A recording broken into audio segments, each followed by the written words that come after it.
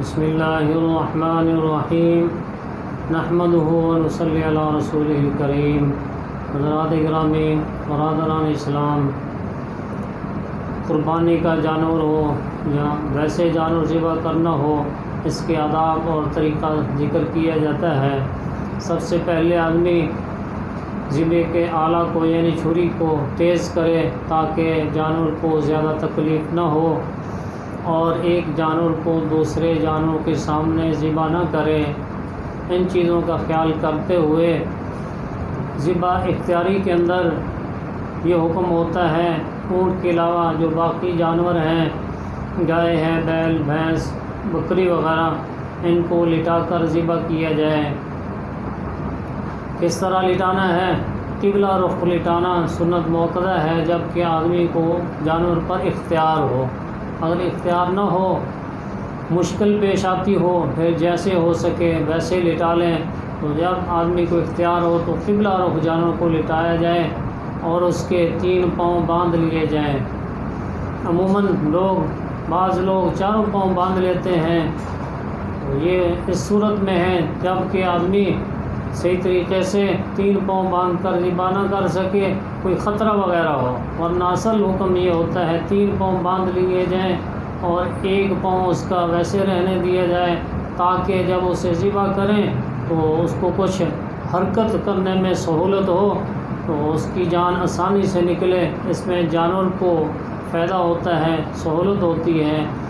اگر آدمی کو خطرہ ہو کہ اٹھ کے بھاگ جائے گا یا کسی کو چوٹ لگ جائے گی، تو پھر سارے بھی باندھ سکتے ہیں، تو بہتر یہی ہے 3 باندھے جائیں۔ مجبوری میں 4 پاؤں آدمی باندھ سکتا ہے۔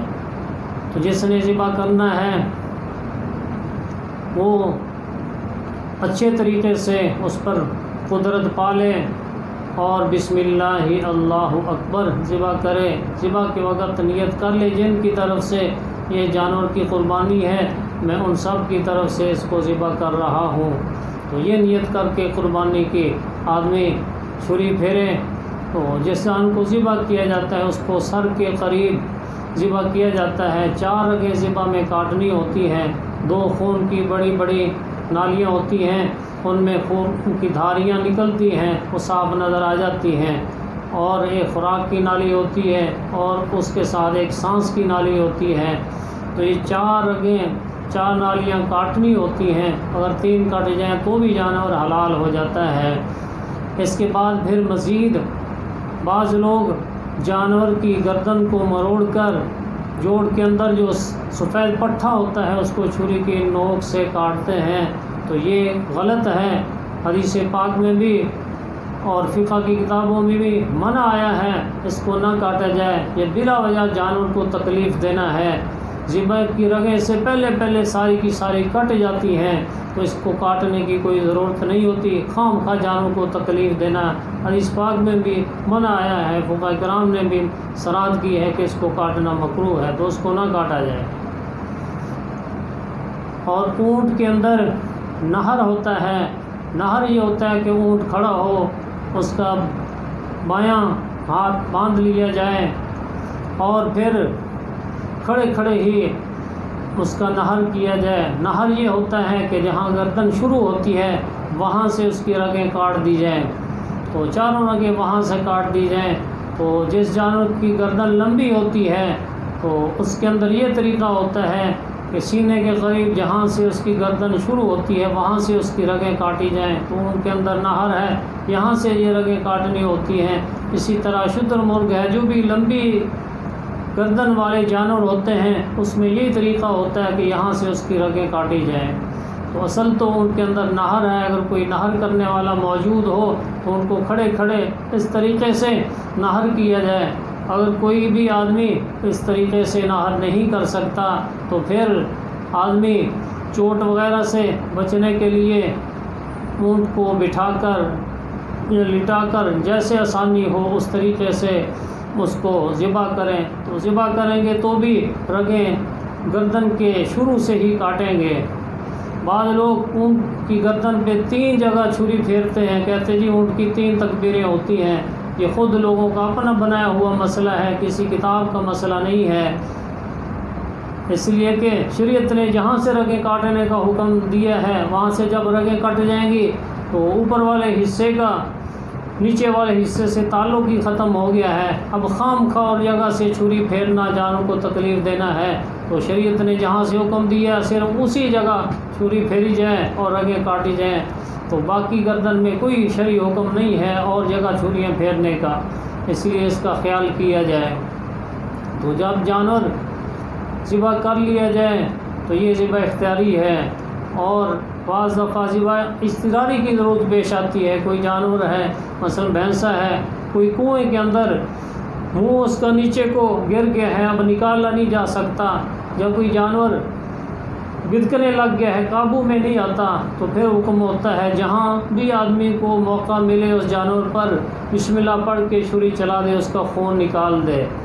تو جہاں بھی موقع مل سکے وہاں آدمی بسم اللہ پڑھ کے چھری چلا دے گا، اس کا خون نکلے گا، تو اس سے بھی جانور حلال ہو جاتا ہے۔ اس کو ذبح اضطراری کہتے ہیں۔ تو بعض دفعہ اس کی ضرورت پیش آ جاتی ہے، عام طور پر تو ذبح اختیاری سے کام چل جاتا ہے، اس لیے ذبح اضطراری کی جہاں ضرورت ہو آدمی اس کو بھی اختیار کر سکتا ہے۔ تو ذبح کے بعد جانور کو اچھے طریقے سے ٹھنڈا ہونے دیا جائے، جب ٹھنڈا ہو جائے پھر اس کی کھال اتاری جائے۔ کھال اتارنے کے بعد پھر اس کا گوشت 3 حصوں میں تقسیم کیا جائے۔ بڑا جانور ہے تو ہر ایک کو اس کا حصہ دے دیا جائے، وزن کر کے تقسیم کرنا سب شرکاء کا یہ ضروری ہوتا ہے۔ بڑے جانور میں اگر کوئی وزن کر کے تقسیم نہیں کرتے پھر یہ ضروری ہے کہ ہر ایک کے حصے میں ایک 4 آدمیوں کے حصے میں ایک پایا رکھ دیا جائے، اور ایک آدمی کے حصے میں سر رکھ دیا جائے، اور ایک آدمی کے حصے میں سر بمائے مغز کے رکھیں، اور چھٹے آدمی کے حصے میں جبڑا اور زبان کو رکھ دیا جائے، اور 7ویں آدمی کے حصے میں چمڑا رکھ دیا جائے۔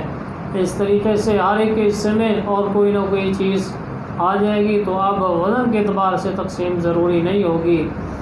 یا بعض کے حصے میں ایک پایا رکھ دیا جائے، بعض کے حصے میں اوجری کے ٹکڑے رکھ دیے جائیں، یعنی جو چیز وزن کے ذریعہ فروخت نہیں ہوتی اس کو بھی کسی نہ کسی کے حصے میں رکھ سکتے ہیں۔ تو اس طریقے سے وزن کرنے سے آدمی بچ سکتا ہے، ویسے جائز ہو جائے گا، ورنہ وزن کر کے استعمال کرنا ضروری ہوتا ہے۔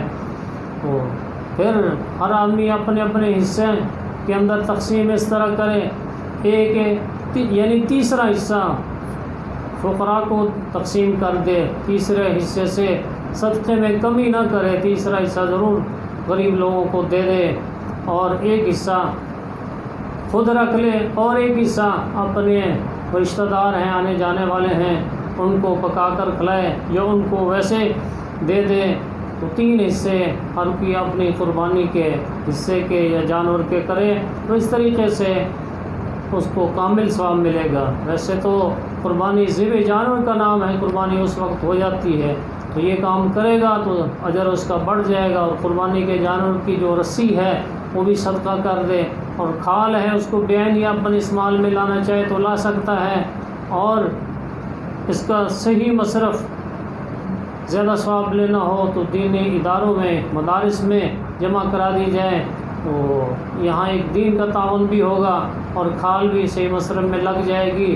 ویسے بھی ہر مسلمان کے لیے بہتر اور ضروری ہوتا ہے کہ دین سب کو مشترکہ ہے، تو جب ہو سکے، جس وقت بھی ہو سکے، تو دینی مدارس کا تعاون کریں تو صحیح مصرف میں اس کی کھال بھی لگ جائے گی۔ یاد رکھیں حلال جانور کے 8 حصہ ہیں، ان کا کھانا جائز نہیں ہے، منع ہے۔